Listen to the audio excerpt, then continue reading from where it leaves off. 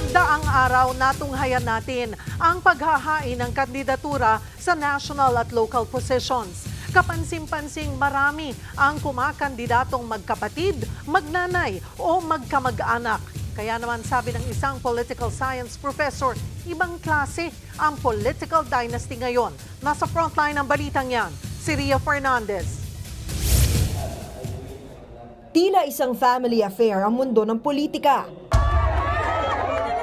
Nandiyan ang mga Duterte sa Davao City.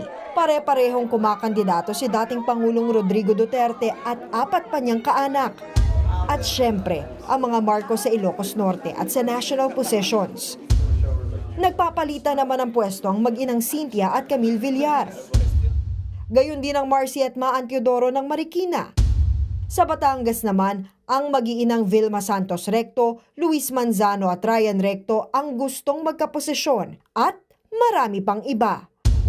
Ayon kay Dr. Dennis Coronacion, chairperson ng UST Department of Political Science, hindi na bago ang mga political dynasty. Pero ibang klase raw ngayon na sabay-sabay nilang inaasinta ang mga elective position.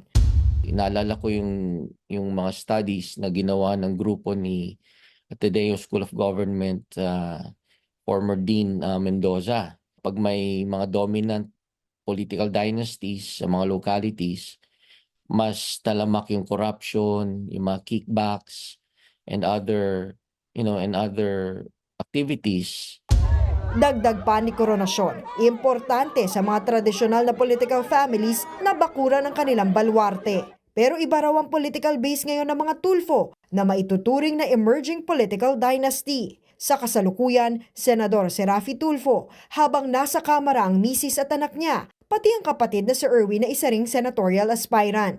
Senado rin ang target ng isa pa nilang kapatid na si Ben, habang party list seat si dating Tourism Secretary Wanda Tulfo Teo.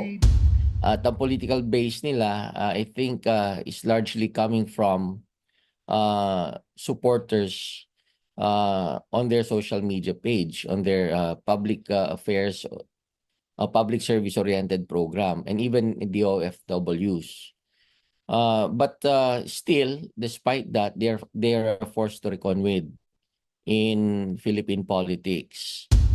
Sa kabilang banda, kapansin-pansin na nagsasabong-sabong din pati ang mga galing sa iisang political clan. Gaya na lang ng mga binay ng Makati City na nagugat sa sibling rivalry ni na Junjun at Abby. At sa susunod na taon, tatapatan naman ng kanilang ate na si Nancy ang mister ni Abby sa pagkaalkalde.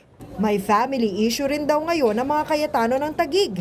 Kaya sina Mayor Lani at Senator Alan Peter, si Ading Cruz at hindi ang bayaw na si Lino ang sinuportahan sa pagkakongresista ng Taguig Pateros 1st District. Ayon kay Lino, karapatan niya ng kanyang kapatid. Hindi naman idinetalye ni Mayor Lani ang dahilan niya sa pagsuporta kay Cruz. Ang mga ganyang tensyon sa pamilya, posible raw na maging dahilan para mawala ang amor ng supporters, ayon kay Dr. Froilan Calilong na isa ring political strategist.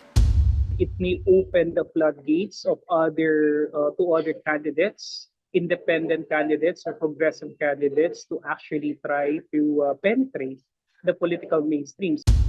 Giit ni Calilong at Coronacion, dapat maging mapanuri sa pagboto at huwag magpadala sa kung sinong sikat. Nagbabalita mula sa Frontline, Ria Fernandez, News 5.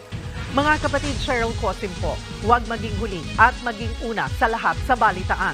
Para sa tuloy-tuloy na talakayang sa Frontline, mag-follow at mag-subscribe sa social media pages ng News 5.